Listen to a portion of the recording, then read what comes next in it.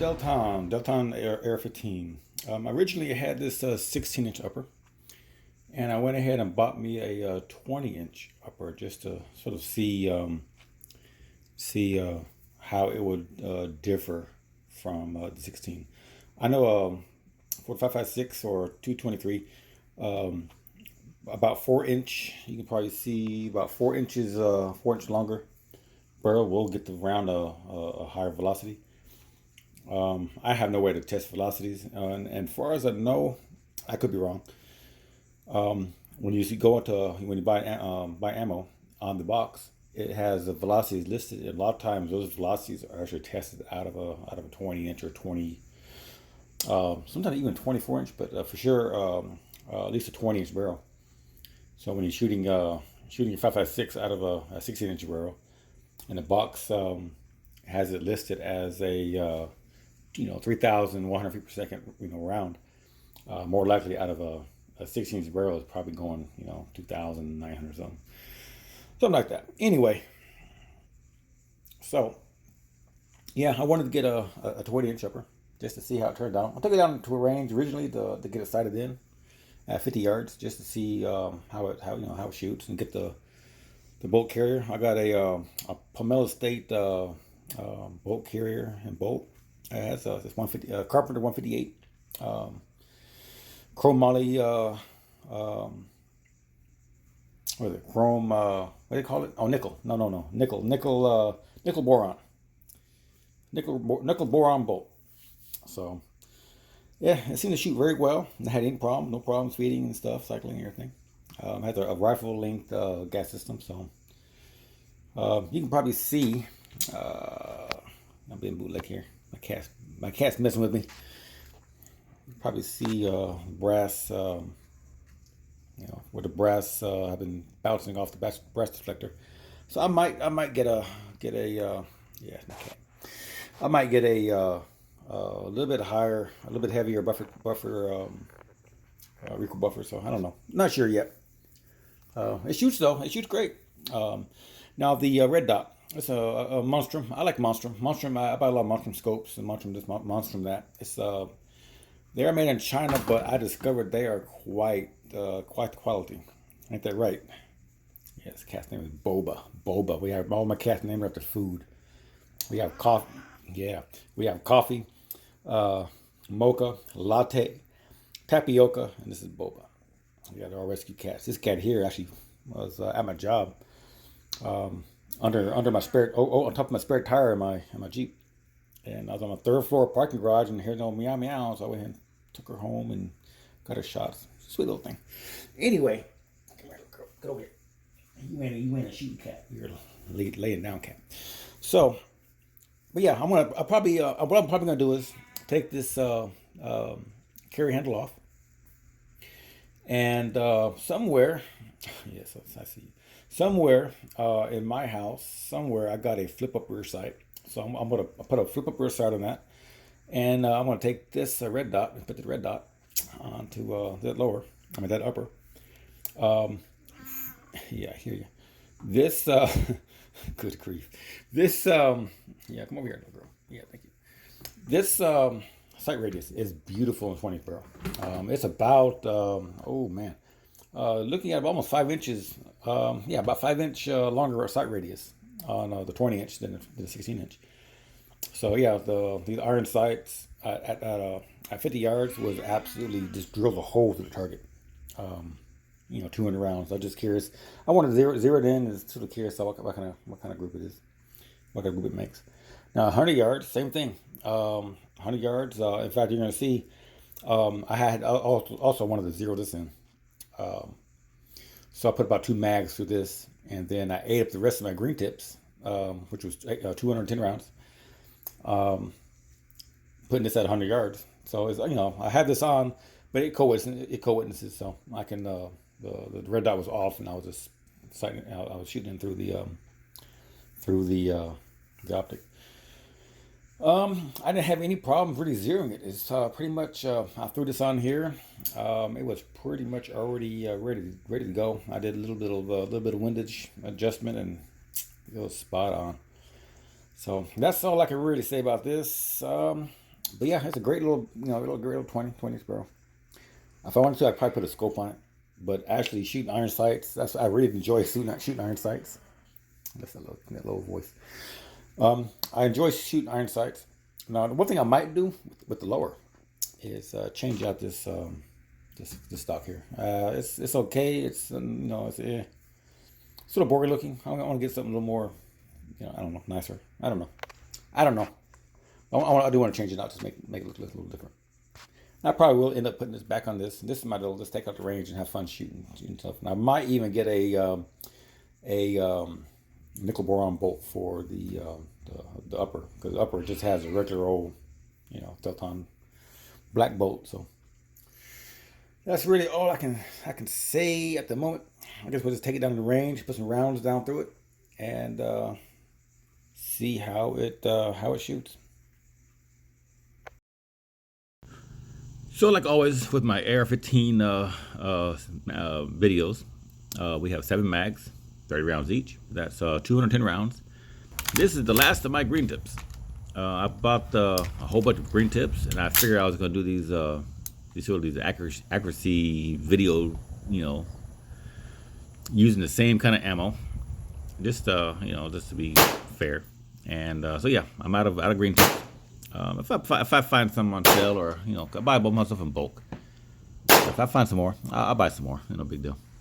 They're not nothing to write home about, but they shoot fine.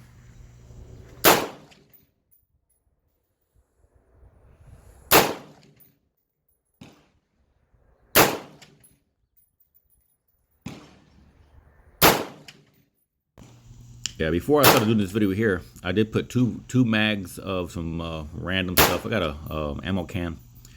There's some random brass, random 5.56, 223 steel case, brass case. It's just a hodgepodge of everything. So I ran 2 mags through it to get the red dot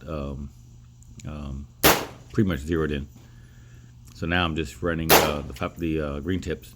The red dot is turned off, and I'm just coating through the optic.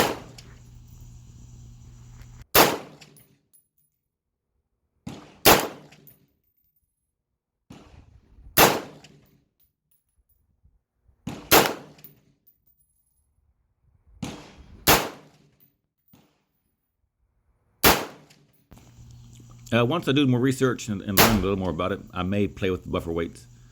Like I said, this is a H1 buffer, recoil buffer, so it's it works great in a carbine length 16-inch barrel.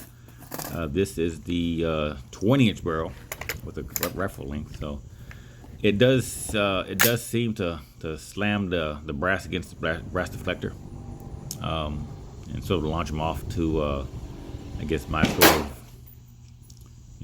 5 o'clock, 4 o'clock position. But I can figure that's what the brass deflector supposed to do, is deflect brass. So as of right now, I'm not worried about it. I got to do more research and see if I can find a buffer that in between for carbine / rifle length, so I can, like I said, I'll be changing out airsoft, and just playing. This 20 inch is really my just fun gun, and the 16 inch is my more home defense type of gun. But either way, the H1 buffer, recoil buffer, it works fine with both of them. Again, I had no problem with this at all. The bolt carrier ran fine. The barrel is very accurate. I'm not mag dumping, because the Ranger Go-To, they don't really like a lot of rapid fire. But the series of 210 rounds was pretty much as you see about the way I'm going now. Just launching out, drop a mag, throw a mag in, keep launching, and so it did get quite hot. The barrel did. The handguard, it did have aluminum heat guard, but that didn't help none. Yeah, it got hot. It got hot enough where you really couldn't touch it.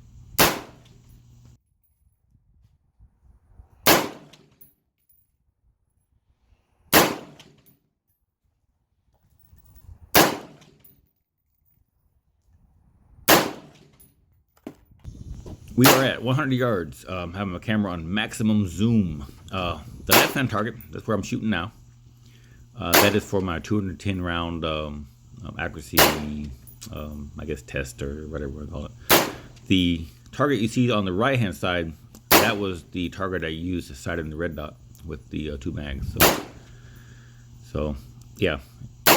100 yards isn't bad. I mean, open sights, iron sights, yeah, it's even red dots, it's not bad. I do have hopes to put this out to 200 yards or beyond coming up soon.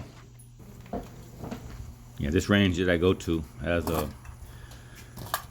rifle ranges from 50 yards out to, I believe it's 600 yards. So I can make this 20-inch stretch his legs a little bit if I want to. So that's why I'm coming up, sometime in the future.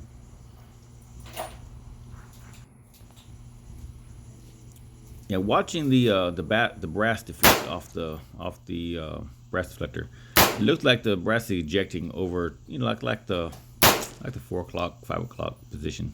Not quite outside of the rifle, not in front of the rifle, sort of behind me. But it's a little few, it's hard to explain.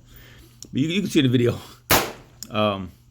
So yeah, I did a little bit of YouTubing and research, and buffer weights will change your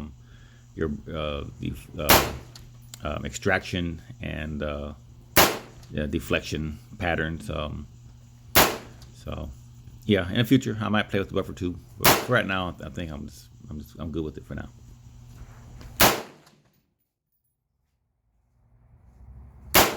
Now, one thing I did notice, looking through the iron sights, looking at the iron sights through the optic, with the barrel getting hot and the handguard and everything was sort of, at that point was pretty warm.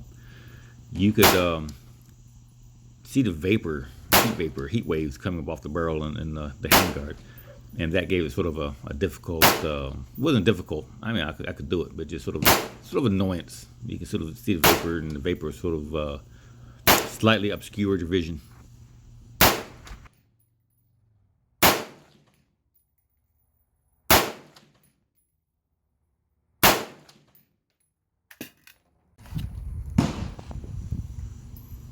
As I said before, the bolt worked flawlessly. I had no problem with it.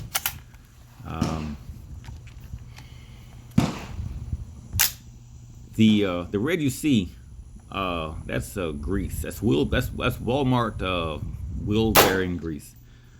I actually lube all my ARs, AKs, and handguns using that red Walmart wheel bearing grease.